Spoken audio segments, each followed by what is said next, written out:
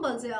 Bulletin का बाकायदा आगाज करते हैं और शामिल करते हैं अब तक की अहम तरीन खबरें। हाजी मोहम्मद वारिस सईदी की रिपोर्ट के मुताबिक नवासे रसूल हज़रत इमाम हुसैन रज़ियल्लाहु तआला अन्हु और उनके जानिसारों की अजीम कुर्बानी की याद में मुल्क भर की तरह मेलसी में भी मुहर्रमुल हराम नहायत अकीदत व एहतराम के साथ मनाया गया।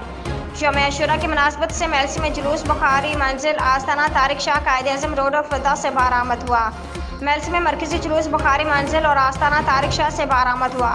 सिक्योरिटी के सख्त इंतजाम किए गए। फिदा चुंगी 3:40 पर जंजीर जनी की गई और दरबार बाबा नत्थे शाह में इख्तिताम पजीर हुआ।